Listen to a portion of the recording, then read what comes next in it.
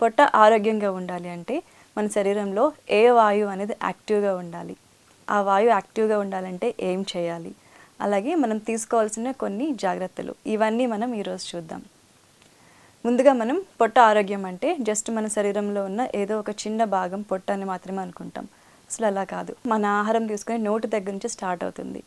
నోరు, ఈసోఫాగస్, అలాగే అంటే ఫుడ్ పైప్, పొట్ట, చిన్న పేగు, పెద్ద పేగు, మలద్వారం, ఇవన్నీ కూడా పొట్ట ఆరోగ్యాన్ని సూచిస్తాయి. వీటన్నిటిలో ఏ ఒక్క చిన్న ప్రాబ్లం వచ్చినా కూడా మనకి పొట్ట ఆరోగ్యం అనేది కంప్లీట్గా పాడవుతుంది. మనం తీసుకునే ఆహారం నిదానంగా ఆహారం తీసుకోవడం, అది జీర్ణం అవ్వడం, జీర్ణమైన ఆహారం శక్తిగా మారటం, అలాగే వేస్ట్ ప్రొడక్ట్స్ అన్ని మల విసర్జన ద్వారా బయటకు వెళ్ళటం, ఇవన్నీ కూడా ఒక అద్భుతమైన ప్రక్రియ. ఇందులో ఎక్కడ ఏ చిన్న ప్రాబ్లం వచ్చినా కూడా మనకి పొట్ట ఆరోగ్యం అనేది కంప్లీట్గా పాడవుతుంది. ముందుగా మనం పొట్ట ఆరోగ్యాన్ని పాడు చేసే కొన్ని ముఖ్యమైన అలవాట్లు చూద్దాం. అది ఏంటంటే ఎక్కువ అధికంగా junk food, processed food, canned foods అనేవి తినటం, ఫుడ్ టైమింగ్స్ అనేవి అస్సలు ఫాలో అవ్వకపోవడం, తర్వాత స్ట్రెస్ లెవెల్స్, ఎమోషన్స్ అనేవి బ్యాలెన్స్డ్గా ఉంచుకోవాలి. ఎమోషన్స్ ఏవైతే బ్యాలెన్స్డ్గా ఉండవో, కోపం, ఆవేశం, దుఃఖం, భయం, ఇలాంటివన్నీ అధికంగా ఉన్నా కూడా మనకి పొట్ట ఆరోగ్యం మీద విపరీతమైన ఒత్తిడి అనేది కలుగుతుంది.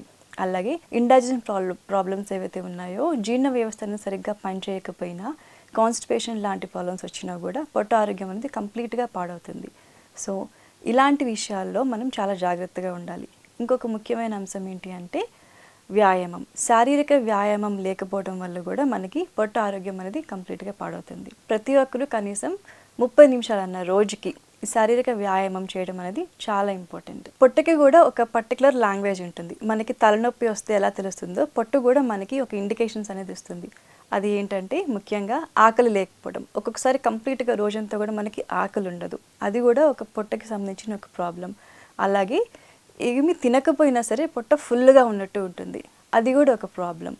సో తర్వాత కడుపు ఉబ్బరంగా ఉండటం, మంటగా ఉండడం, అలాగే నొప్పిగా ఉండటం. ఈ ఫుడ్ పైపు, పొట్ట, పైన పొట్ట, కింద పొట్ట నొప్పిగా ఉండటం, మంటగా ఉండడం, ఇలాంటి ప్రాబ్లమ్స్ ఇవన్నీ కూడా మనకి రోజులో ఏదో ఒక టైంలో తెలుస్తూ ఉంటాయి, కానీ మనం ఇగ్నోర్ చేస్తాం. సో అలా ఇగ్నోర్ చేయడం వల్ల ఏంటంటే దీని యొక్క సమస్యలు, పొట్ట ఆరోగ్యానికి సంబంధించిన సమస్యలు అనేవి పెరుగుతూ ఉంటాయి. సో ఇలాంటి ప్రాబ్లమ్స్ ఏవైతే ఉన్నాయో, మనం ఇప్పుడు చెప్పుకున్నట్టు కడుపు ఉబ్బరంగా ఉండడం, లేకపోతే పొట్ట ఫుల్గా అయిపోయినట్టు ఉండడం, ఏమి తినకపోయినా కూడా పొట్ట ఫుల్గా ఉంటుంది. సో అది కూడా ఒక ప్రాబ్లమే. అలాగే అసలు ఆకలి లేకపోయినా కూడా మనం తినేస్తూ ఉంటాం. ఆకలి వేయాలి ఖచ్చితంగా, ఆకలి వేయకపోవడం కూడా ఒక ప్రాబ్లమే.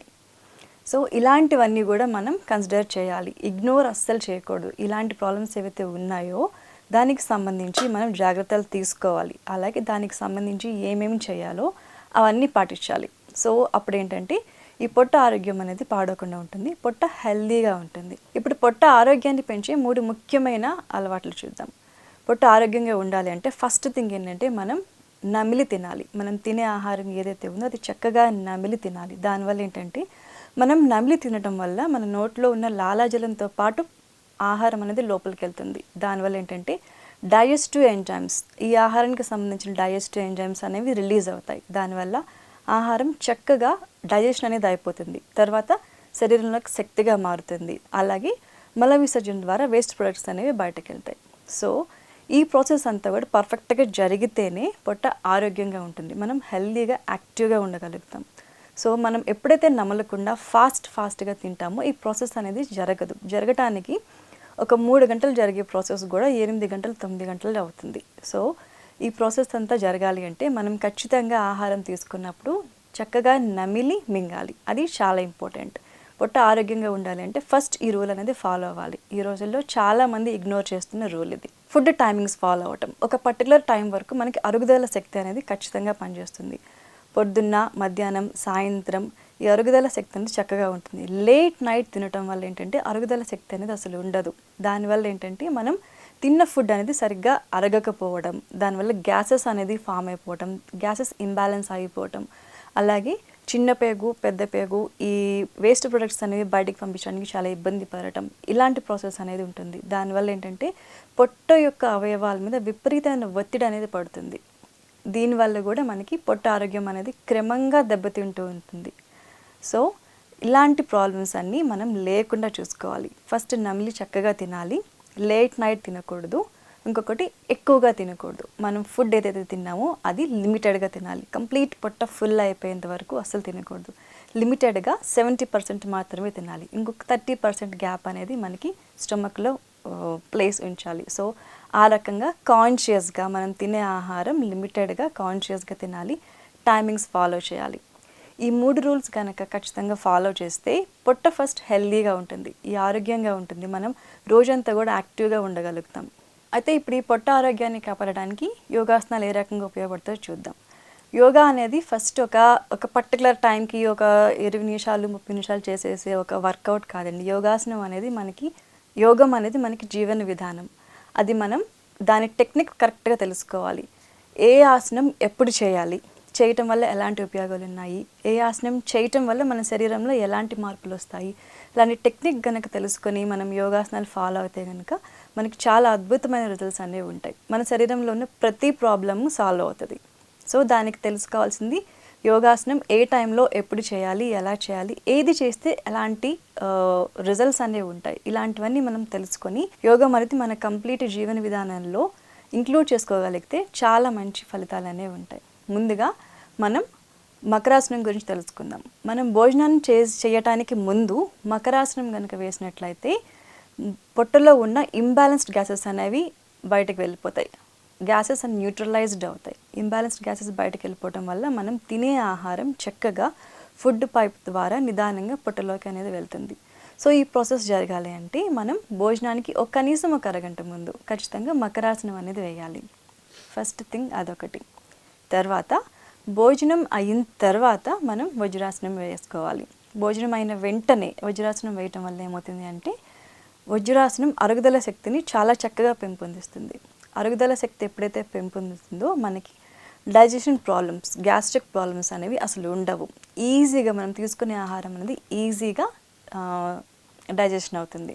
సో భోజనం అయిన తర్వాత చేయాల్సిన ఆసనం వజ్రాసనం. ఇప్పుడు ఇంకొక ముఖ్యమైన విషయం, ఈ పొట్ట ఆరోగ్యానికి సంబంధించి ఒక ముఖ్యమైన విషయం ఏంటంటే మన శరీరంలో ఉండే 5 ప్రధాన వాయువుల్లో సమాన వాయువు అనేది ఒకటి.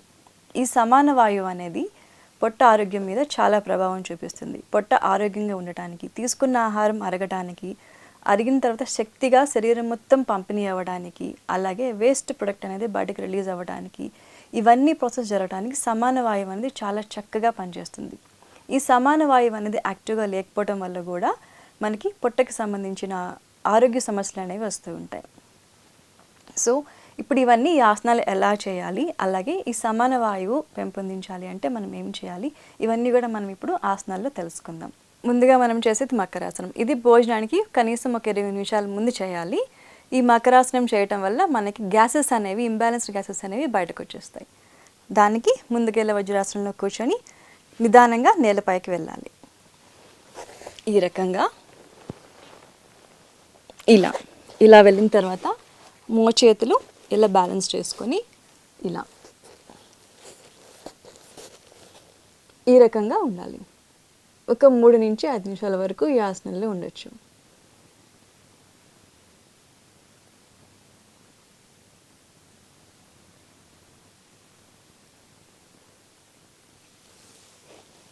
తర్వాత అంతే నిదానంగా వెనకాలకి ఇలా వచ్చేసాం. తర్వాత మనం చేసేది భోజనం చేసిన వెంటనే చేయాల్సిన ఆసనం వజ్రాసనం. ఇది వజ్రాసనం. ఈ రకంగా కూర్చోవాలి. తల మెడ స్ట్రైట్గా ఉండాలి, చక్కగా ఈజీగా ఉండగలగాలి. ఇది వజ్రాసనం. ఇది 5 నిమిషాల నుంచి 15 నిమిషాల వరకు వేసుకోవచ్చు. ఫస్ట్ వేసేవాళ్ళు ఈ ఆసనం ఇంతసేపు ఉండలేరు ఈ ఆసనంలో. సో మినిమం 3 నిమిషాల నుంచి స్టార్ట్ చేయండి. భోజనం చేసిన వెంటనే, అలాగే ఏం తిన్నా కూడా మనం వెంటనే చేయగలిగిన ఆసనం వజ్రాసనం. వేరే ఏ ఆసనం కూడా అస్సలు చేయకూడదు. వజ్రాసనం మటుకు తిన్న వెంటనే చేయొచ్చు. ఈ ఆసనం చేయటం వల్ల ఏంటంటే మనకి డైజెషన్ అనేది చాలా ఫాస్ట్గా ఇంప్రూవ్ అవుతుంది.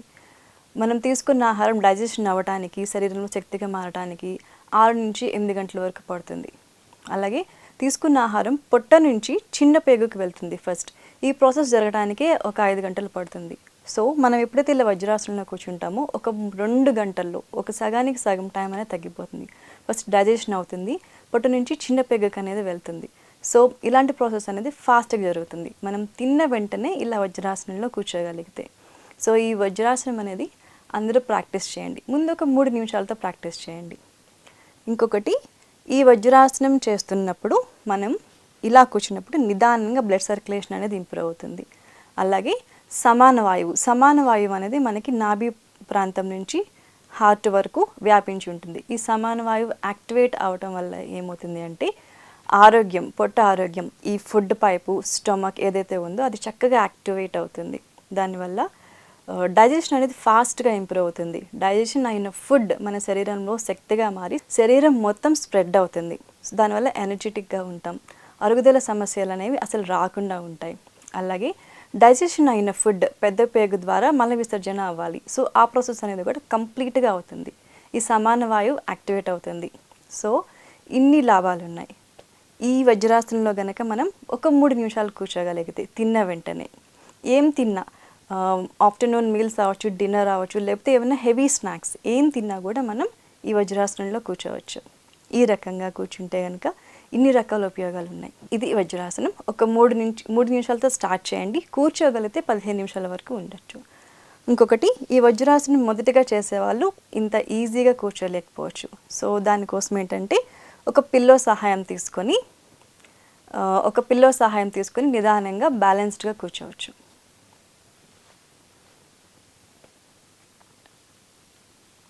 తర్వాత వజ్రాసనంలోంచి ఈ రకంగా రిలీజ్ అయిపోయి హ్యాండ్స్ అండ్ లెగ్స్ ఇలా స్ట్రెచ్ చేసుకొని రిలాక్స్ అవ్వాలి. తర్వాత మనం చేసే పోజ్ ఏంటంటే పర్వతాసనం. ఇలా కూర్చుని చేయొచ్చు. హ్యాండ్స్ ఇలాగా లాక్ చేసుకొని ఇలా స్ట్రెచ్, తల మెడ స్ట్రైట్గా ఉండాలి.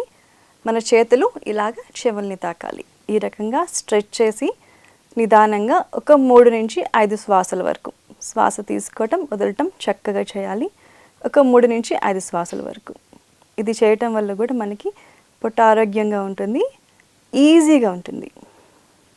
ఇది తిన్న వెంటనే అస్సలు చేయకూడదండి. ఏదైనా వర్కౌట్ చేసుకున్న తర్వాత, వాకింగ్ చేసుకున్న తర్వాత ఈ ఆసనం చేయొచ్చు.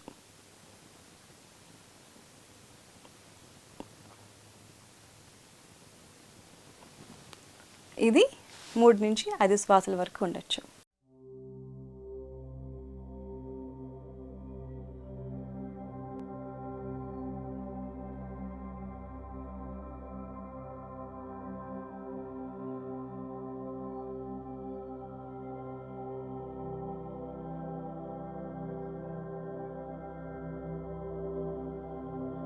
ఇప్పుడు మనం తెలుసుకున్నాం కదండి, ఈ పొట్ట ఆరోగ్యానికి సంబంధించి ఏమేమి జాగ్రత్తలు తీసుకోవాలి. ఈ పొట్ట ఆరోగ్యానికి సంబంధించి ఇంకొక టిప్ ఏంటంటే, మనం ఖచ్చితంగా అల్లం అనేది ప్రతి ఫుడ్ ఐటెంలో అల్లం అనేది ఇంక్లూడ్ చేయాలి. అల్లం ఇంక్లూడ్ చేయటం వల్ల ఏంటంటే ఫుడ్ పైప్, అలాగే stomach, small intestine, big intestine అనేది చాలా హెల్దీగా ఉంటాయి. సో అల్లం అనేది ఖచ్చితంగా ఇంక్లూడ్ చేయాలి. జంక్ ఫుడ్, ప్రాసెస్డ్ ఫుడ్ అనేది కట్ డౌన్ చేయాలి. ఇంకొకటి ఏంటంటే, మనం గట్ బ్యాక్టీరియా అనేది హెల్దీగా ఉండాలి అంటే ఖచ్చితంగా మజ్జిగ అన్నంలో జీలకర్ర పౌడర్ వేసుకొని అది పొద్దున్న ప్రిపేర్ చేసుకోవాలి. మధ్యాహ్నం వరకు అలా వదిలేసేయాలి. మధ్యాహ్నం అది తిన్నామంటే గట్ బ్యాక్టీరియా అనేది చాలా హెల్దీగా అవుతుంది. సో ఇది వారానికి ఒక 3 సార్లు ఇలా తినచ్చు. దీనివల్ల ఏంటంటే మనకి గట్ బ్యాక్టీరియా ఇంప్రూవ్ అవుతుంది. పెద్ద పేగు, చిన్న పేగు అనేది హెల్దీగా ఉంటుంది. కాన్స్టిపేషన్ ప్రాబ్లం అనేది అసలు రాదు. సో ఇలాంటి రూల్స్ అనేవి ఫాలో అవుతూ ఉండాలి. అలాగే వాటర్ తాగటం అనేది చాలా ఇంపార్టెంట్.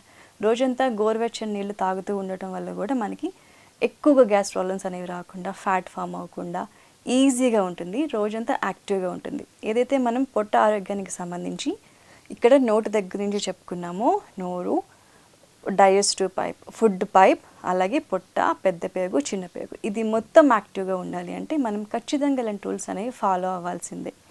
వాటర్ అనేది ఎక్కువగా తీసుకోవాలి.